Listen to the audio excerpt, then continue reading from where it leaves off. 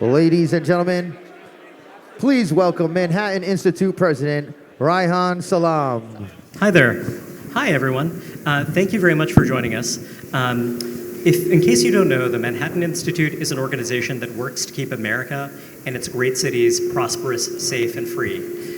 We have a number of gatherings like this one where we try to get thoughtful, engaged citizens to make sense of the world around us and to help advance those core values.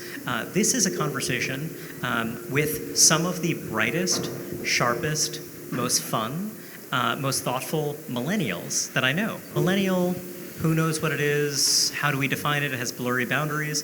But the rough consensus is it refers to people born between 1981 and 1996. Now, there are many millennials now who are deeply, firmly in middle age. There are other millennials who are still very young people, still trying to find their way. But this generation has proven enormously consequential. If you're looking at the American electorate right now, millennials have surpassed boomers as the largest generational cohort. This is a generation that is shaping our culture, our economy, our politics in profound ways. And I can't imagine better people to discuss that with. So we have Mene Ukueberuwa, who is, among many other things, a member of the Wall Street Journal editorial board. He is, like me, a second-generation American, also like over 30% of members of the millennial generation who are first or second. And he's going to bring a really fascinating perspective on our public life, on our politics, and much else. Suzy Weiss is an incredibly prolific cultural commentator, reporter. She's a co-founder of the Free Press, a really dynamic and important millennial media brand. And then we have Nick Maggiulli. Nick Maggiulli is the author, the best-selling author, I should note, most recently of The Wealth Ladder. And he also is the COO of Ritholtz Wealth Management, a data scientist, and also a prolific writer in his own right. Anthony Pompliano. Anthony Pompliano is a U.S. Army veteran. He is the CEO of Professional Capital Management, and he is also the genius behind one of the biggest independent financial media brands in the world. So this is just such a thrill for me. I'm going to start with Mene. Mene, one of the developments that's prompted this conversation is the rise of Zohran Mamdani. Zohran Mamdani is 33 years old. He is someone who is, a peak millennial, and he is someone who has attracted a lot of educated young adults, educated millennials, who are really anxious, scarred about what they take to be their precarious economic position. I want you to talk to us a little bit about some of the events that have shaped the millennial generation, some of the political developments, some of the economic developments that have shaped them. Well, thanks, Reihan. I think if we're trying to create a profile of a Mamdani voter and go back in time and see how we reached this point where a huge share of young New Yorkers are casting their votes, getting behind this person who is proposing the values that are antithetical to a lot of what this city stood for. 2008 and the financial crisis is probably the seminal moment that the Wall Street Journal had a feature to this effect a couple of weeks ago. I think it's fascinating to think about how the experience of the financial crisis was different for older millennials versus younger millennials, but they both were shaped by it in very important ways. So if you look at older millennials, and again, that's people who were born from, say, 1981 to 1987, they were starting their careers often graduating college into the financial crisis, or were still in their first few years and trying to get a foothold, and it came at a time that was deeply disruptive to them.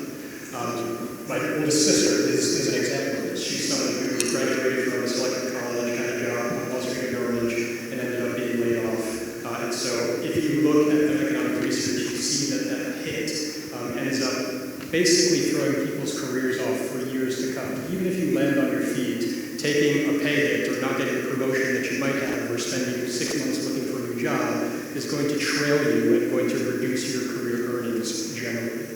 But they did have a little bit of catch-up in the sense that interest rates were still very low at that time. And so if you got to the point where you were ready to buy a home and start your family, then you're getting that first step on the asset ladder, and a lot of them have done very well afterward. It's kind of the reverse for younger millennials. A lot of them basically graduated, started their careers at a time when the economy was doing extremely well.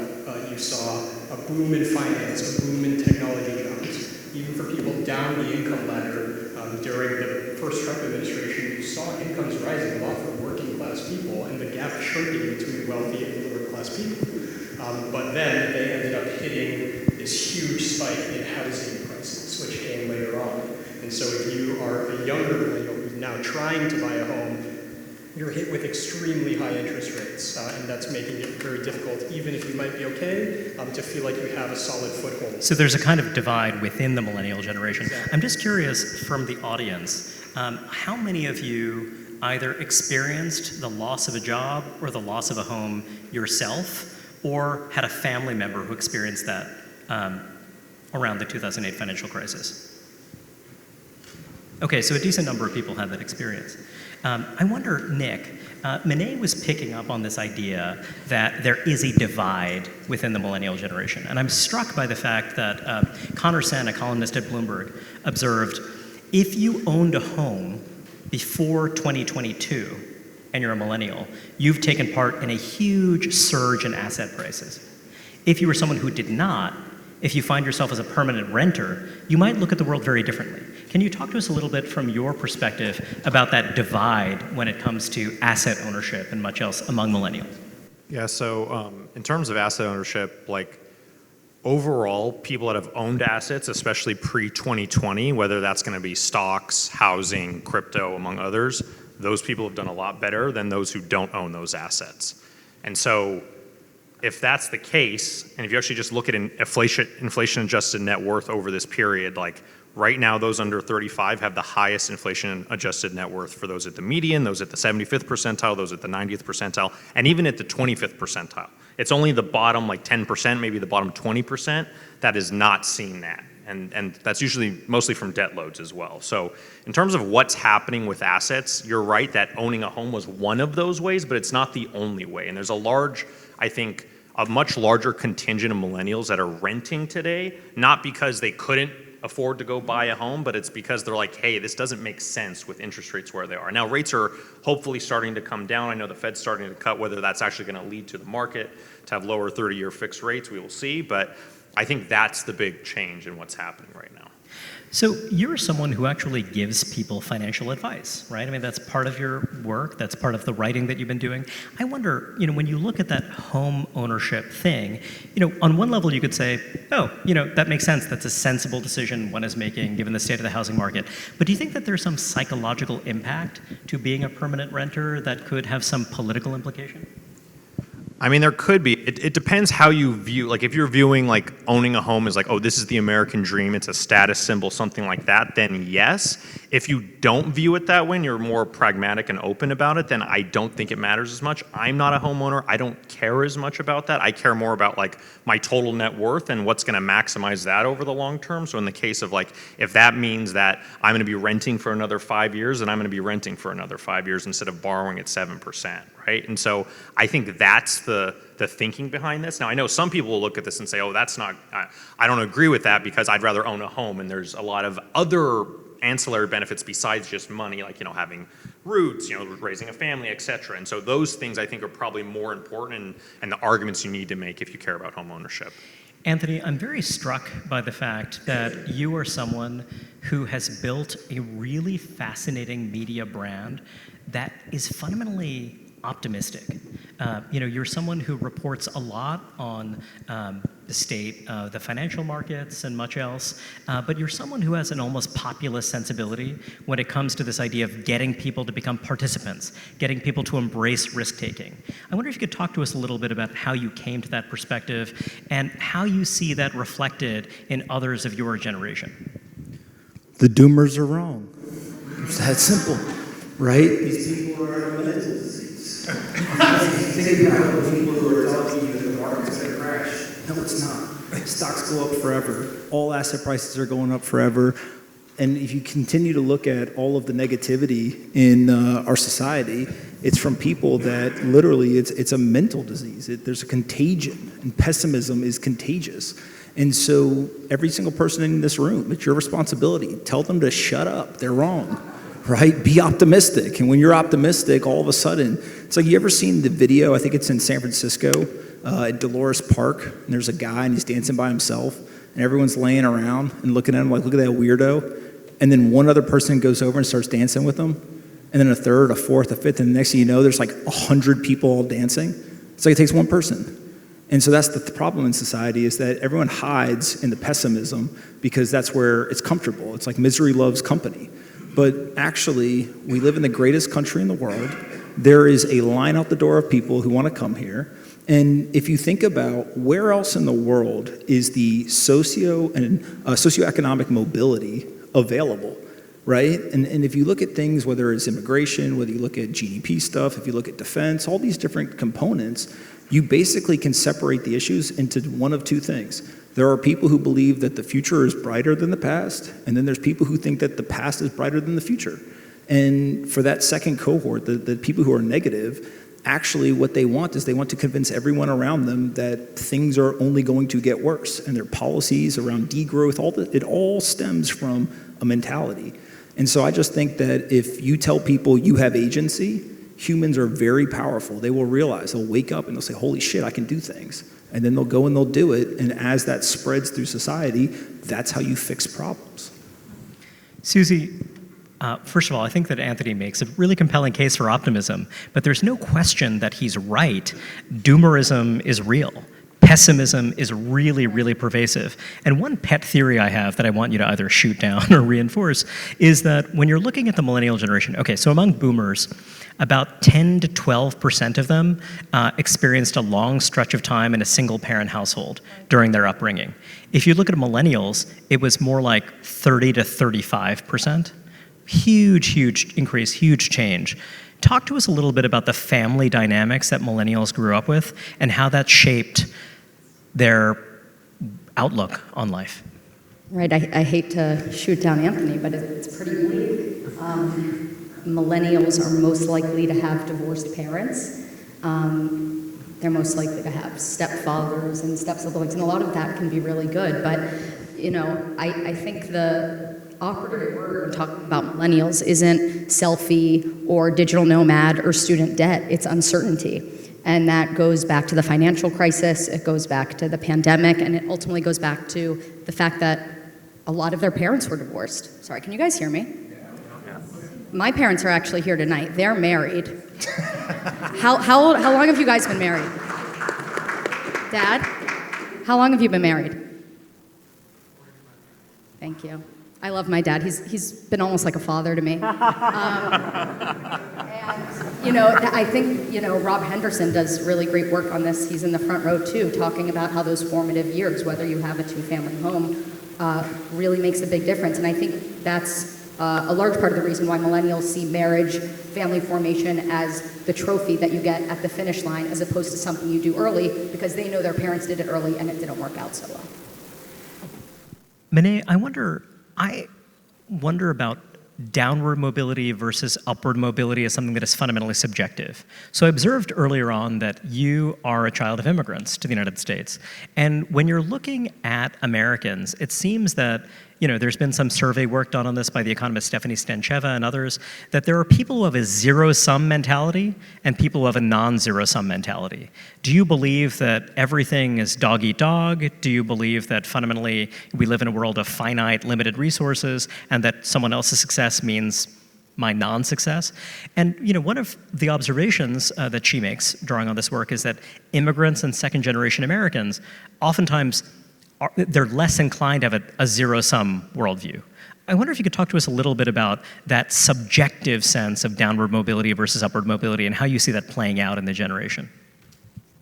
The economy can definitely feel dog-eat-dog, and I think that that's a very natural way to feel when you're struggling and you see people around you who are doing well. You want the things that they have. I think particularly, again, in the housing market, these are competitive assets. There's a limited supply of them, much more limited than it ought to be, and we need policy change to fix that. But you have people who are going to be bidding against you for these homes, and you feel like if I don't have the savings to be able to buy this house, I'm not going to be able to live the type of life I want to live. But on the whole, of course, I think you were getting at the correct answer, which is that immigrants, newcomers, et cetera, the more people we have in the economy, the more people we have working, the more growth we're going to have, and people generally are going to be better off. So the immigrant experience specifically, I think that if you look at who succeeds in the economy today as it exists, immigrants are set up well to succeed in it because it is an economy that requires you to have a game plan.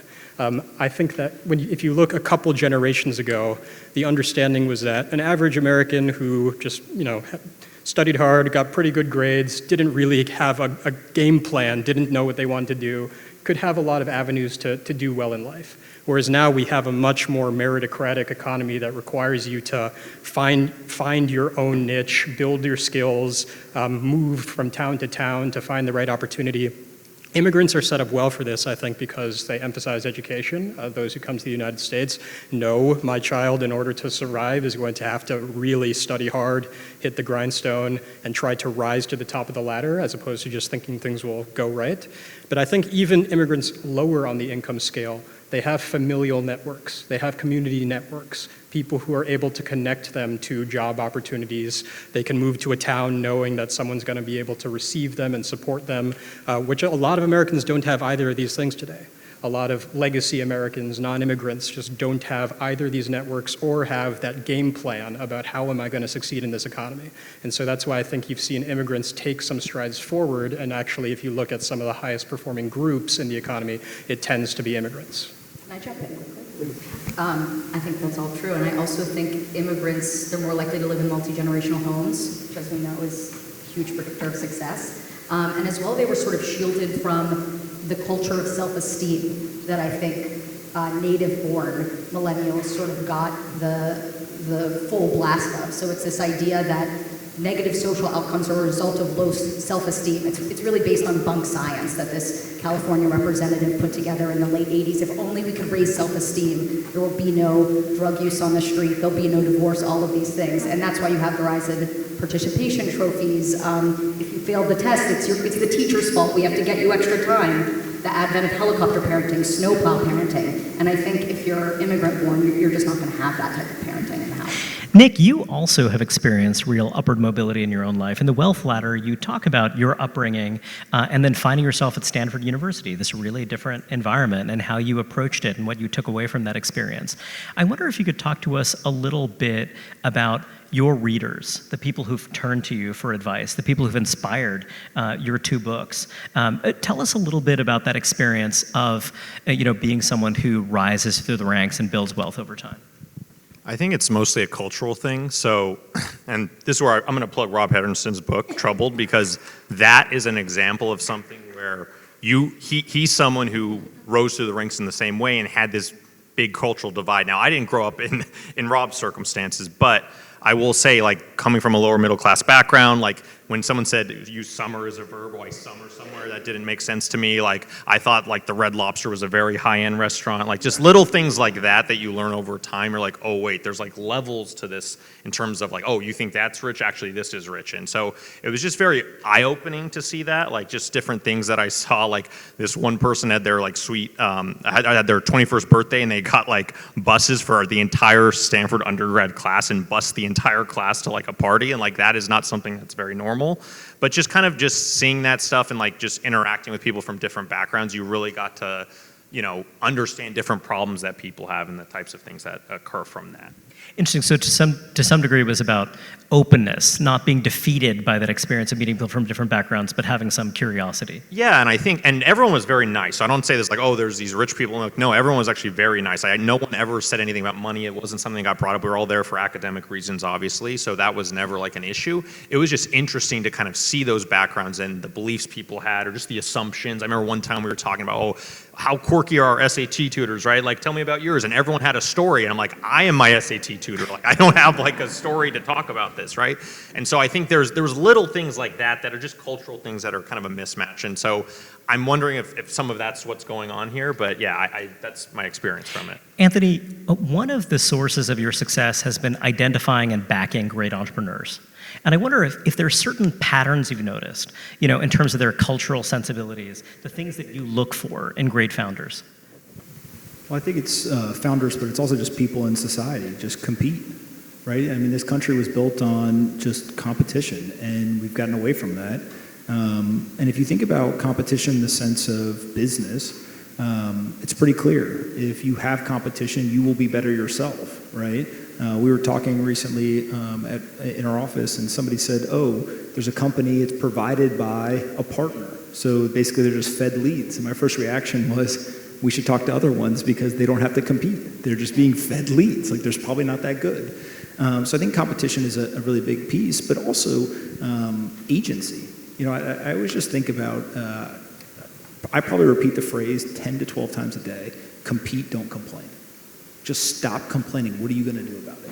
And if you start to look around, like, that is what is easy. It's easy to complain. It's easy to say, hey, I can't change the situation. It's easy to do this. But that competition, when you really invigorate it, it has led to some of the greatest innovations. It has led to some of the greatest companies, but it also leads to the greatest societies. And I think that if you think of kind of the story of immigrants in America, like, they came here to compete, right? There's not very many immigrants who take all the time and effort to be high agency, to come to another country and do all this stuff, and they're like, I'm just going to sit and eat Twinkies on the couch, right? They're coming here because they want a better life. They want to improve their situation. They want to take advantage of the opportunity in front of them.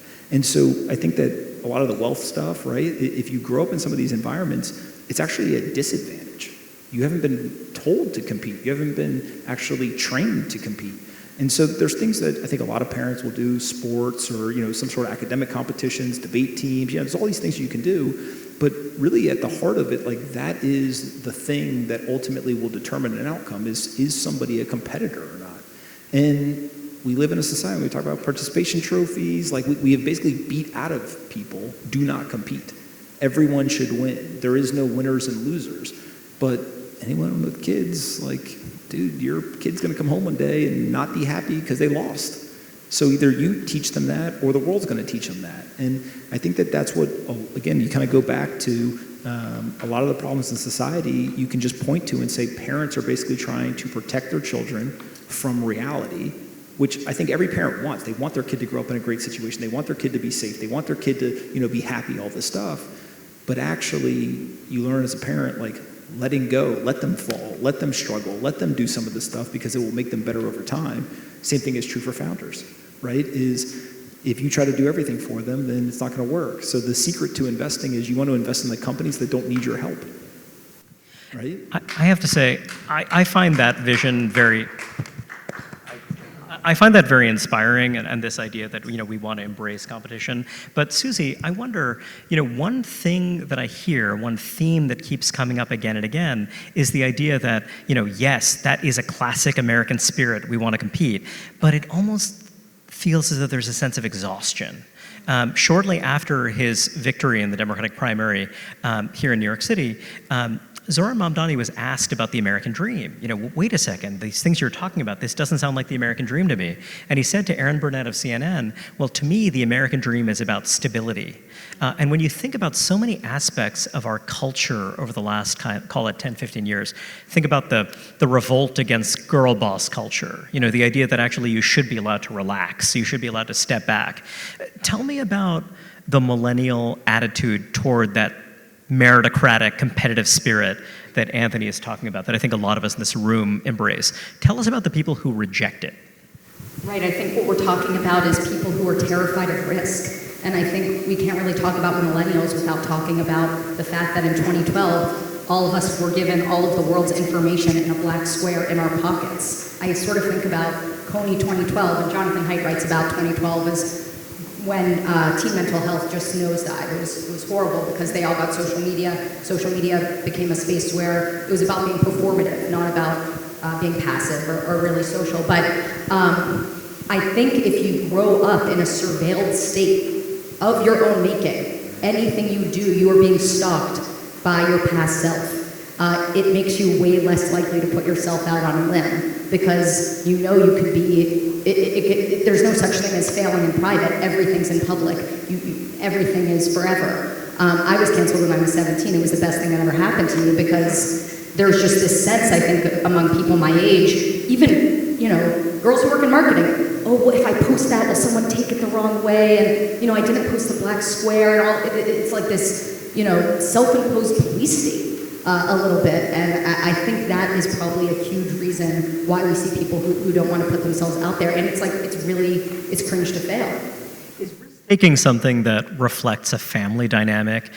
For example, you yourself are something of a risk taker, and you also grew up in a family where, business was something that happened. As I understand it, your father is someone who had a business in Pittsburgh, and I wonder if that's something that you think makes a difference between those who embrace risk and those who don't, seeing others do it and having that become part of your life in a familiar way?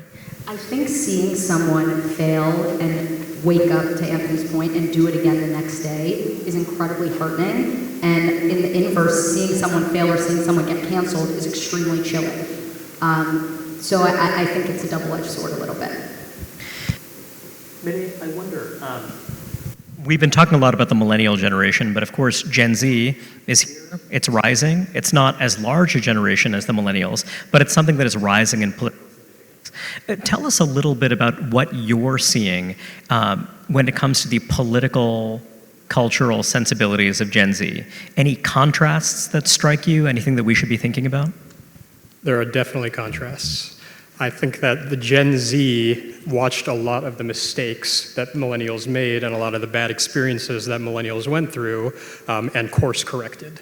One of the big ways that you see this playing out is with student debt, for example. So I was born in 1992. I think that was probably the core of the generation when you were basically just told, go to the best college you get into, don't worry about the sticker price, just go on, you'll make it all back, and sign on the dotted line and take on all of these loans. And I think people have seen how that has transformed a lot of lives of millennials for the worse. And people who are younger are much savvier, in my experience, about those kinds of decisions. Some of them are foregoing college altogether, as you guys probably have read all about the rise of apprenticeships and vocational schools. But it's also playing out in a more purely political way. I do think that if you look at the 2024 election, a lot of millennial men in particular are swinging towards the Republican Party, in part because rejecting wokeness, et cetera. That probably was the biggest driver. But I think a sense that things had gotten too hard, that the Democratic Party's policies, taxation, spending, had contributed to inflation, had contributed to a lot of things that were making it hard for them to get ahead and start taking steps toward accomplishing their financial goals. And so I do think that there's a very different mindset. Gen Z is much more practical, and then that also is affecting the political direction of that generation too. Anthony, you're a father. Not only are you a father, but you gave birth to twins not long ago. I did not give birth. Good point. Touche. Let's give credit where credit is due, but I can't take that. But I wonder, Anthony, as someone who's raising children in this very different cultural climate, you're raising children in New York City as well. There was an article in the New York Times just a few days ago about how rare it is now to have families with 3 or more children in the city. You've seen right after 2020, a 1/5 drop in the number of families with kids under the age of 5. And then you had a 17% decline over the last 10 years in the number of families with 3 or more kids in the city. Talk to us a little bit about how you think your experiences as a millennial have shaped you as a parent. Well, I think there's a lot of stuff that goes into those decline in numbers, right? I think people want to pinpoint it on just economics or just social issues or, all kinds of empowerment issues, all these different things. I don't think it's one thing you can point to. I kind of, again, come at it from a different perspective, which is rather than look at, what could go wrong, what could go right. And I think my wife and I, we had really 3 things that we said to ourselves. The first is every single person we knew that was older for years as we were dating and when we first got married, we would ask them, how many kids did you have? What was the best thing? What was the worst thing? And then what did you do so they didn't grow up being spoiled? And most people had pretty good answers. One guy did tell me, well, I fucked it up. My kids have never seen the inside of a commercial jet, so that's pretty unique, right? So you can learn from both the people who did well and the people who didn't do well. But I think for us, we said to ourselves, when we're older, we're going to want to have had more kids. Right now, when the kids are young, people always look at it and they say to themselves, oh, can I handle all this? So for context, I have 4 kids under the age of 4, which we're having a blast. But there are times where you're like, that kid's screaming, all this stuff. But then you say to yourself, when they're 15 years old or 20 years old, you're going to love the fact that you have more kids rather than less. So I think that was a big one. And then the second thing is, my wife and I have been very fortunate. We've done well for ourselves, and we always said to ourselves that if we were able to have children, then it's our responsibility to have those children in a home where most kids would desire to be in, right? And so how do you go and take that approach? Now, what I will say is when you start to think about the society that we live in, frankly, the number one thing that I tell parents is what we've chosen to do is I'm not going to subject my kids to other people raising them. And there's this great book that Clayton Christensen, who unfortunately has passed away, most people know him for The Innovator's Dilemma, but he wrote this great book called How Will You Measure Your Life? And in it, he basically has been diagnosed with a terminal disease, and he's writing this book with his colleagues. And he talks about different things of, when you're in your professional life, no amount of money is worth going to jail. He'd gone to Harvard, and one of his colleagues had been one of the executives at Enron, right? So he kind of unpacks that situation. He goes through these things. But one thing he says in there is most parents put their kids on autopilot, and they actually outsource the raising of their children to somebody they barely know. And his point is, if you have somebody in kindergarten or first grade, how many of the parents even know the teacher's last name, let alone know who they are or what they're saying in the classroom, right? If you're sending your kid to sports, all this stuff. I'm busy. I don't have time to know all the details and all this stuff, but we've tried to be very intentional about do not subject your kid to an environment where you can't say, that's the environment I want my kid in. Instead, a lot of people, I think, just say, it's good enough. But it's the single most important thing you do as a parent. Is like, what is the information your child's getting? And so we have friends who send their kids to public schools, private schools, some do homeschool, and everything in between. And I don't think there's a right answer, right? I think it's kind of what does the family want, what does the kid want, and what is the environment they're putting them in, which makes it harder for a parent. But I do think that it's just the intentionality is don't just do, we were talking about an entire generation who said just go to college. Gen Z woke up and said, well, what if we don't go, right? Like, will we be better off? Same thing I think with kids is, well, if everyone else is doing A, what if we do something different? Is it better? Is it worse? Like, just think about it. Be intentional, and that's worked for us so far. One thing that I think about a lot and worry about a bit is that we're on the cusp of an enormous intergenerational transfer of wealth from the baby boom generation to millennials and Gen Z, and that transmission of wealth is something that could be an enormous boon to American society, but it could also be something that does not pan out especially well, especially when you have people who are, part of families that have accumulated assets, but haven't experienced the kind of cultural, intellectual formation to understand, what is the society that has undergirded this wealth creation? What are the values that it takes to build this wealth up over time? I think about that a lot, and I wonder, Nick, you're someone who's thought a lot about climbing the wealth ladder, going from one level to the next. And so I gather you've thought a bit about people who've ascended the wealth ladder and are now thinking about how that wealth is going to affect, their children and grandchildren. I wonder if you could talk to us a little bit about this intergenerational wealth transfer, how you think about it, things that make you nervous about it, or things that you're excited about. Yeah, so some of this transfer is already happening. Like right now, I read this survey, it was like 50% of millennial and Gen Zs are getting financial transfers already from their parents, right? So 50%, the average payout is about $1,500 a month, which is coincidentally roughly the average Social Security payout for like a typical person. So it is like a starter Social Security that a lot of millennials and Gen Z are already getting, right? So that's one piece of this. It's already happening because, we have there's more wealth held by boomers than any cohort ever, right, in terms of percentages, obviously in terms of absolute numbers as well. So that's one piece of it. I don't like to worry too much about the intergenerational stuff because it's a time game. Like eventually all that money has to come down unless we invent immortality, and then that's a whole separate, discussion. But let's assuming that doesn't happen, like this is going to come down one way or another. And so when I think about like those types of transfers, I think we just need to create a culture of just discussing more with older individuals, like, hey, like you're probably not going to spend this money. Yes, you can bequeath it when you're, 80 or 90, when your children are, let's say 70 or 60, but like they would probably like a smaller amount now. They would probably, and when you do polls on this, everyone agrees on this. Like I said, you could have $100,000 at 30, you can have $250,000 at 40, or you could have $500,000 at 50, everyone picks 100,000. Even if I double that even more, so I say 100,000 at 30, 500,000 at 40, or 1,000,000 at 50, people still pick the 100,000 at 30. So people overwhelmingly want that money earlier in time, but then when you ask older individuals like, hey, would you gift your 30-year-old $100,000? They're much less likely to do that, and what's gonna happen is they're gonna end up giving $1 million at 50, right? And so when I'm thinking about these types of issues, I'm thinking like, how do we get older individuals, asset-heavy individuals to give earlier or maybe come up with different strategies for that? Mene, And I'm so happy to hear Venmo is fine. Just do it now. well, Mene, when I hear this from Nick, first of all, it seems entirely sensible, but it also makes me think, when I juxtapose it against this really rancorous, intense political debate we're having, right?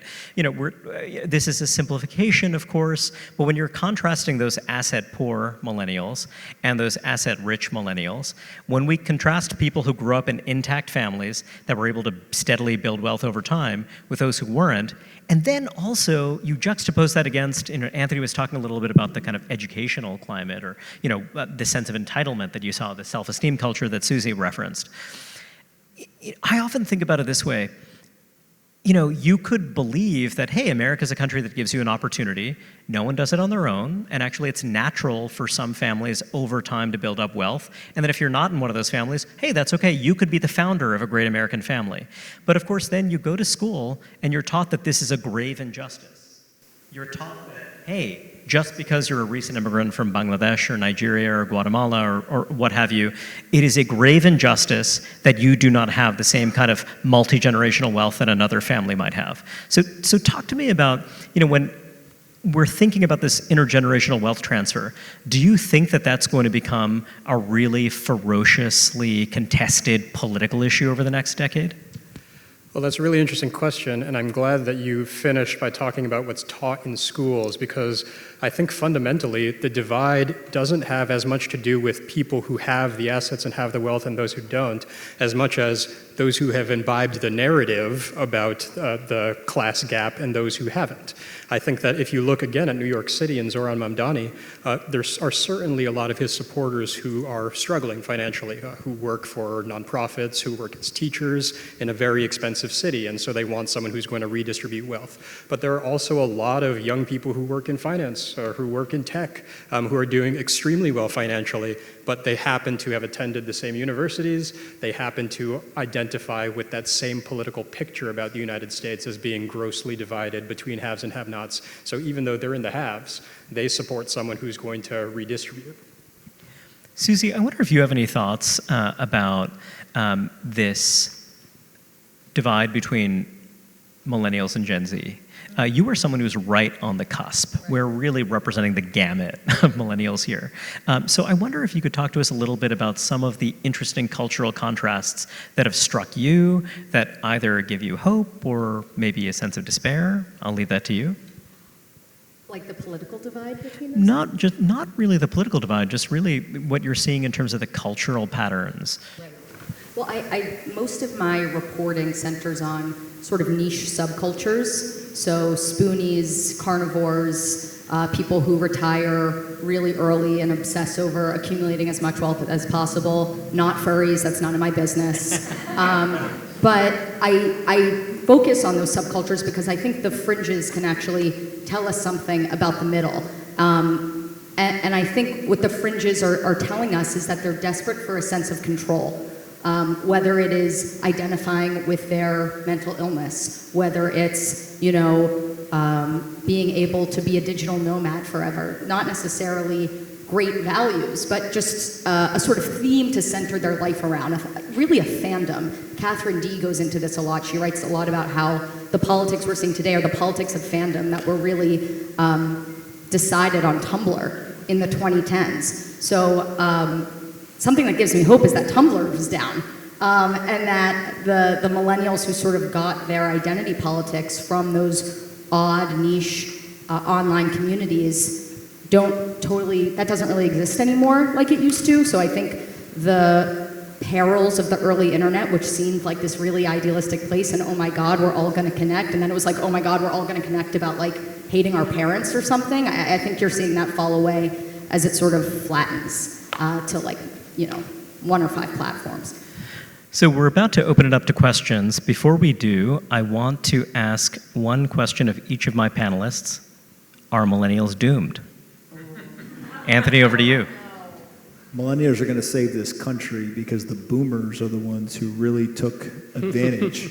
They're the ones who won't sell their homes. They're the ones who won't pass down the assets. They're the ones who are printing money. They're the ones who want to go to war. And I think that it's millennials, thankfully, because of technology and also because there's a lot of boomers who have really helped them understand the perils of those actions that ultimately will, I think, lead the country back on track.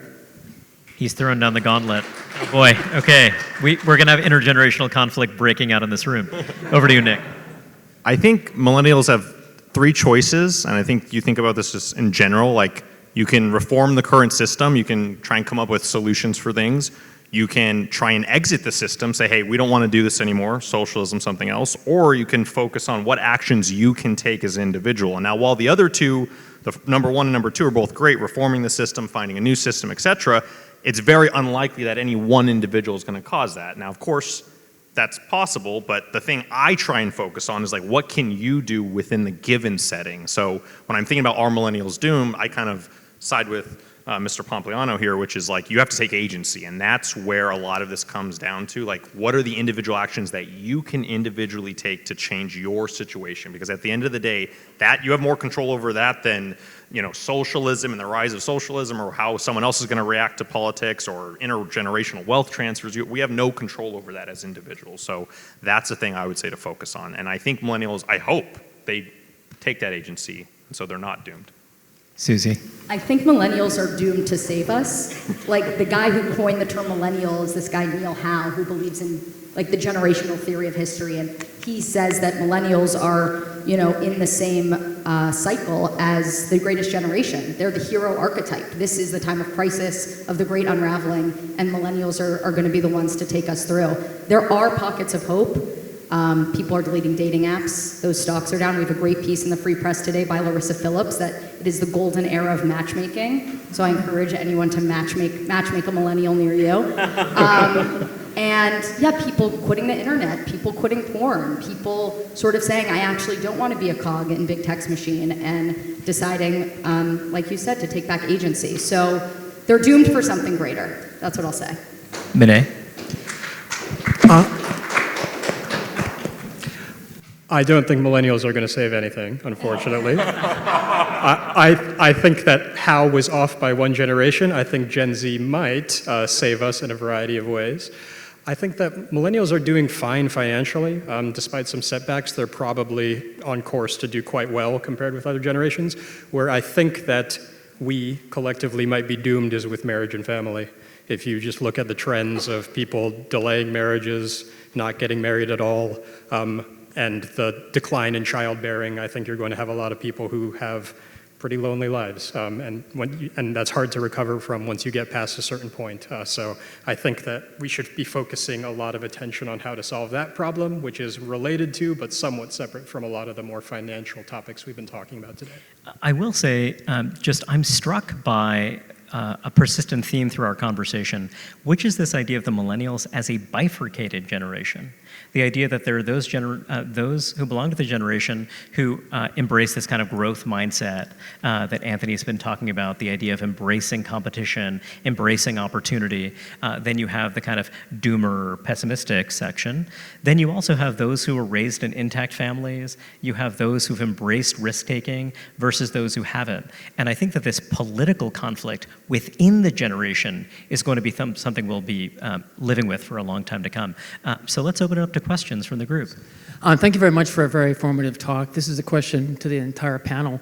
I'd love to know your thoughts around the impact of large language models like ChatGPT, Grok, things like that, that have fundamentally changed the way millennials and others receive information, and what you see as the sort of the 5-year, 10-year impact of that. Anthony, care to start? I don't think it's very different than getting a cell phone or getting the internet or just access to more information. I do think that it is going to significantly impact the job market. In America today, we have more people working. Just some of them are humans and some of them are digital people. And so I think that what you're watching in the economy is folks are saying, wait a minute, the job market's horrible. People are losing their job. There's all this unemployment. How come companies are being more profitable? How come they're becoming more productive?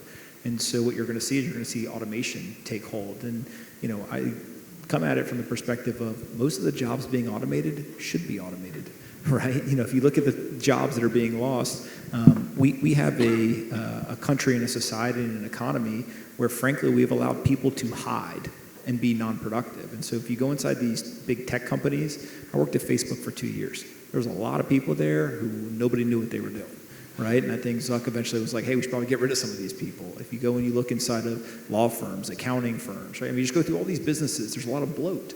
And people have basically defended their job because they've said, oh, I'm the person who's responsible for talking to this other person who's then going to talk to a third person who's then going to get the product done, right? So I think that's like one huge component. But then the other thing is, again, I go to kind of younger kids, like how many kids are smarter today because they grew up with the internet? So it's a tool. There's a woman, Catherine Boyle, who she's got young kids, and she has this thing she calls the production policy, I think, or productive policy. She says that when she looks at her kid using any sort of device, she always says, is my kid being productive, learning, producing, doing something with it, or is my kid just consuming and just sitting there, kind of eyes glazed over, watching YouTube or something? And she said, and the thing was that she took away from it was then she caught herself when she's on her phone. Am I being productive, or am I just, doom scrolling? And if she's doom scrolling, she puts it down. I think the AI models are going to be the same thing. You want to do dumb, kind of no-brainer stuff, you can do that. But the people who obviously are going to get ahead are the people who can use the tools to actually be more productive. Suzy? Oh, I think it's probably totally demonic and evil and will make us alienated from ourselves and from nature. That's what I think. I actually think that. I recommend everyone read Paul Kingsnorth's new book, Against the Machine, which goes into a lot of these themes about what we're going to do about AI. I also think it's interesting that millennials were told, learn to code, and now it's don't learn to code. The machines are going to code for you. So yeah, no, I think there's a spirit in the machine, and I do not think it wishes us well. Let's see. Let's go to this person right over here. One axis along which there is a division among millennials is the gender axis and the fortunes and the political views of men versus women. And I wonder how you think about that and what the prospect is for perhaps a reconvergence as the generation makes progress. Mene?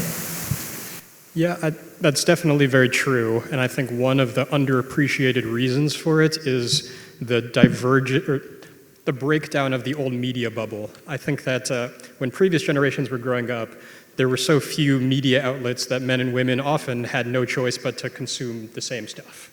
You were watching the same television, watching the same evening news, etc.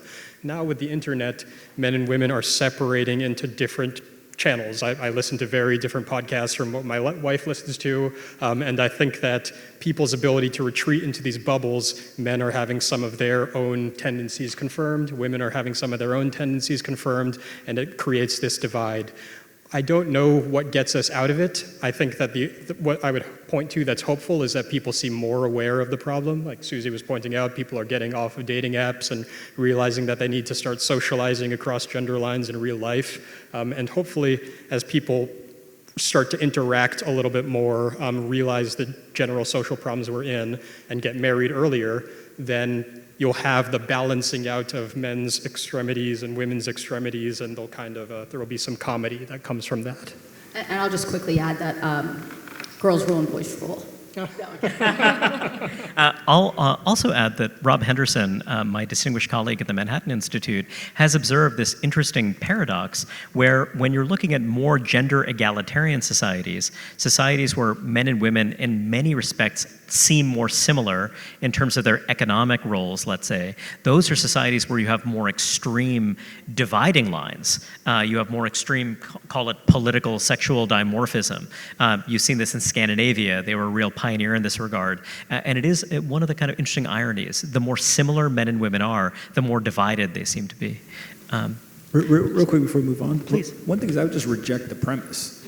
I actually think that women are richer today than ever, They have much more place in corporate environments. I think they're freer. I think that they own more businesses. I think that they've got more rights. Like, if you look at it from a perspective of growth, I think that our country has actually done an incredible job of providing technology and opportunity to everyone. And actually, if you look at the closing of the gap, yes, there's a divide, but actually women have significantly caught up to men over the last 50 or 60 years. And so when you think about it from the perspective of, one of the measurements that's really interesting is the breadwinner of a household, male or female. Today, female breadwinners in a household is the highest percentage it's ever been. And so I think that this is a good example of, you can kind of twist the data, in different ways. And so if you look at it from a social perspective, I agree that there are these challenges and there's these divides and things to address. If you look at it from a pure wealth standpoint, though, there's been this massive acceleration in the country, mainly due to investing and the ability to now start to get, kind of higher paying jobs that has significantly closed that gap compared to 50 years ago. Though, Anthony, I'd say that is related to Rob's point, which is that, when they have a similar wealth or employment profile, their political divides seem to become much more pronounced, and that's one of the interesting ironies here. I see there's a hand over here.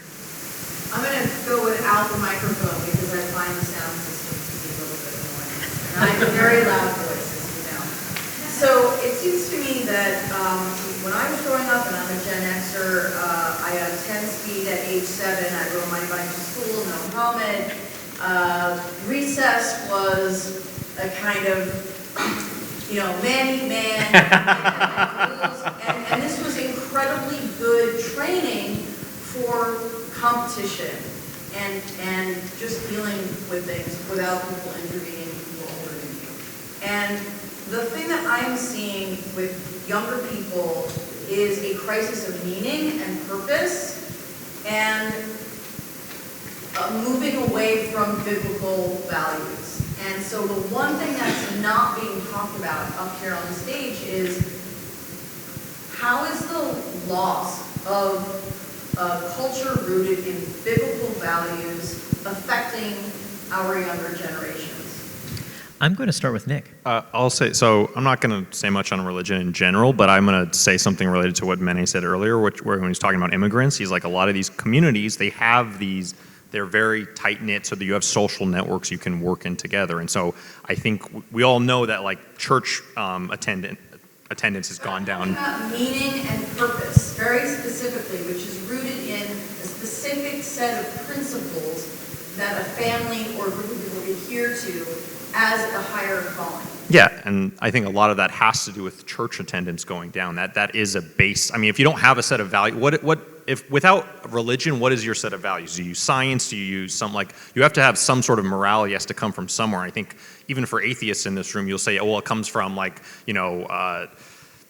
eye for an eye or something. You can come back to something, and a lot of that stuff is related to Christian values in some roundabout way, even if you're not Christian. So I think that's a big piece of what's going on without having that meaning, purpose, etc. And you can get that meaning from other things such as family or your vocation or whatever. I think there's a lot of other things there, but it is correlated with religion. You get meaning and purpose from your job? I think there's a lot of people that get meaning and purpose. Let's hear from some of work. the other members of the panel. I wonder, Mene, you're someone who has really devoted yourself to a spiritual practice in a quite serious, devoted way. I wonder if you could tell us a little bit about your thoughts on the question. Yeah, I agree with the questioner. I am a devout Roman Catholic. I'm a convert to that in adulthood, and that has completely given direction to my life. I think that a lot of what we're seeing in terms of people failing to find their footing in life, people failing to get married and have children, even those who really want to, comes from losing that sense of transcendent purpose. So I don't think that you can put the cat back in the bag. Once it's gone, it can become very difficult to put it back together again. But that's part of what I meant when I said Gen Z might be catching on here. You see stories here and there, often in the Free Press, about Gen Z discovering faith. Conversions are actually increasing. People are realizing this lack and starting to finally do something about it instead of just kind of spinning their wheels. Thank you so much. So, Mene, I think you made a comment earlier about people, perhaps children of immigrants, et cetera, or people who came from lower socioeconomic backgrounds who now have high-paying jobs, perhaps in tech and other industries, but yet they still see themselves as marginalized economically in some way, and they're supporting candidates like Mamdani, which I've seen myself among some of people I went to school with at Columbia Business School, et cetera. And so I'd love to hear you and the other panelists unpack that trend more, as obviously the mayoral election is coming up. Yeah, I think part of it just has to do with your expectations versus your reality. So you could be someone who's doing really well objectively financially, someone who's definitely able to support yourself, isn't at any risk of falling, but still what you envisioned having by age 25 or by age 30 seems out of reach because home prices are so high. And so you look at what is it going to cost for me to make a down payment and move out to the suburbs like my parents did when they were my age. And so even though your income might be higher than 90% of families in the country, you still feel marginal and want someone who's going to level the playing field somewhat. I think that's a big part of it. One of the most interesting things about Mamdani is when you look at the primary data, rich people voted for the policies, but the people in the lowest socioeconomic bucket did not. And the difference is the people who want free buses don't ride the bus. It sounds like a great fucking idea until you're like, it's unsafe. Or I got to get on the bus and there's going to be a bunch of homeless people on there. And so what you find is it is the extension of DEI and all these things where it's like, this would be great for these people who need my help. I need to come in, I need to save these people. But when you actually go look at the people who are going to have to live with the policies, they didn't vote for that. Overwhelmingly, the minorities in those communities rejected that and said, if it's free, I'm getting screwed somehow, right? If you're handing me out, I don't want a handout. I just want to have an opportunity to go and do this. And so what I think is really fascinating is you're actually finding this rejection of the people who the policies are supposed to be helping. They're saying that policy is not only not going to help me, but I don't want it. And I think that's going to ultimately be the divide of who wins in this election is, do the people who don't have to deal with the consequences, are they going to feel like they can push that on to somebody else in society, which probably further creates the divide over time? Or do they say, look, I'm going to vote for the policies that are good for me because of my experience and let those people vote for what's best for them in their community? So I'm a millennial, born in 1992 as well. So one thing I'm curious about is, you know, it's very easy to talk about competition, right? And so I'm a millennial, right? And so within my lifetime, the population in the United States has grown from about 250 to 340, 90 million people. So much, you know, just in terms of that raw number, a much more intense competition maybe than my parents faced. On top of that, I have technology driving kind of globalization. And so what I would say, to me, when I think about our millennials' doom, I'm a classic millennial, born to, actually my mother was an immigrant, but classic millennial, born into this. And as I've gone older, in some senses, that competition is so much more intense in virtually any way you can measure than my parents. I mean, honestly, I've done everything right to a degree that my parents didn't need to in any way, and yet they were able to afford a vastly, by my age at 33, a much superior lifestyle than actually I was able to afford. And so, you know, I guess I'm asking, this competition, it's very easy to talk about that, but has the nature of competition changed? And is this the actual frustration that millennials are talking about? It's just very easy to say, oh, well, just be a winner. But the competition is very different. Got to say, interest rates, if you were looking to buy a home in the early, mid-1980s, were pretty high. But please, Suzy, I wonder if you have any thoughts. If I may, so just to answer, what's your name, by the way? Never mind. So just to answer his question, yeah. If we just think about, like, let's take him, go back to like 1950, right? Who is he competing against? Probably more people that look like him. Half the people on this stage wouldn't be competing against him because of discriminatory practices, racial practices, et cetera, right?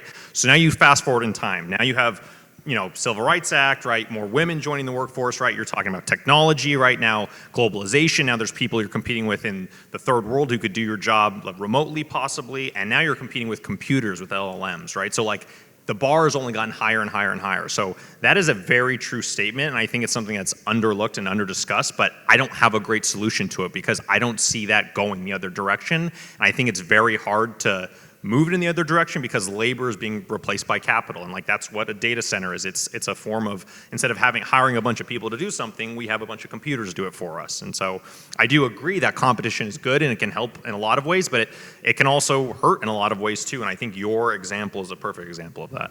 Anthony, I wonder if you have any thoughts. I disagree. You're living in a generation that they're soft. They don't want to work. They're complaining every step of the way, right? If you go back in time, yes, there's more people, 100%, right? Technology, et cetera. But technology is not competition. Technology is a tool because usually the person that you're competing with is using the technology. So it's not like technology is autonomously competing against you. Somebody else is employing the technology. So if you learn how to use the technology, then you can now use it. But from a competition standpoint, more people doesn't equal more competition. And I think that's probably one of the biggest things is Dana White has this great thing where he basically says, if you have 1 ounce of heart, you can go and step into these rooms. And the problem is that go back to the 1950s, 1960s. If you go read the biographies of successful people, the things that they were doing, kids today won't do. They won't go stand outside of a business for 30 days straight trying to get a job. They won't write 27,000 letters to try to get an internship. They won't go do this stuff because everything has been given to them in an easy button. You can't teach a generation they press a button and hot food shows up to then want to go out and go through tons of tough times. And so I think that we have a lot of young people that work in our business. And the number one thing that I see in the generational divide is that the young people that work in our businesses, they, for no fault of their own, they grew up and they're looking at everyone next to them and they're saying, well, this is what we're supposed to do. But then the people who are a generation older than them completely outwork them. They whoop their ass when it comes to competition. And the thing is, they just grew up in a different environment. And so if you go and you look, read the papers. Investment banking is supposed to be this big cutthroat industry. There are articles where they are literally saying they're working too hard. Imagine that article being written in 1980. What? Like this, it just would never happen. And so I think that this idea of competition, yes, there's more people. Yes, there is an international game. Yes, there is. But you also have more tools. And so I think that that's probably the biggest thing is that you can look at it as a half glass empty, or you can look at it as a half glass full. You have more tools, more education, and more information at your fingertips than ever before. You're better prepared to compete in the marketplace than ever before. And so if you take the approach of, oh, there's way higher competition, well, you're going to end up in a bad spot because you're already taking a negative view. If instead you say, hey, most of the people I'm competing against, they're not willing to do the things I'm willing to do, my guess is that you're actually in a much better position than your parents were. Just going to take one last question from this gentleman back here. Thank you. Before the question, I just want to say, appreciate your point, but I think when it comes to investment banking, you got to consider as well that people have also had like heart attacks and like have died. So that's part of, I think, what's influencing the conversation. Thank you all. My question is, how much do you think the advice to millennials of finding something that has purpose in work, especially, impacted the conversation we're having, and was that good or bad? Can you repeat that last part? How much do you think that the conversation we're having is influenced by the advice that I think this generation used to get, which was find something that has purpose, do something that's purposeful, especially with work. Find work that has meaning. And was that a good piece of advice or bad in your view? I think way before you get to purpose, and I forget her name, but she was alluding to safetyism, not being insulated. So I think before you get to purpose, you have to think about becoming a full person. And if that doesn't happen in childhood, when exactly is it going to happen? I think millennials have a deep problem with outsourcing. They outsource everything, their groceries, their this, and eventually you're going to outsource your soul. And that's what a loss of purpose is. So I think as much as people can say no to transhumanism, do not allow yourself to become bionic, do not let technology take over, do not outsource parenthood, I think that's going to go a long way into giving someone purpose. Please join me in thanking our panel.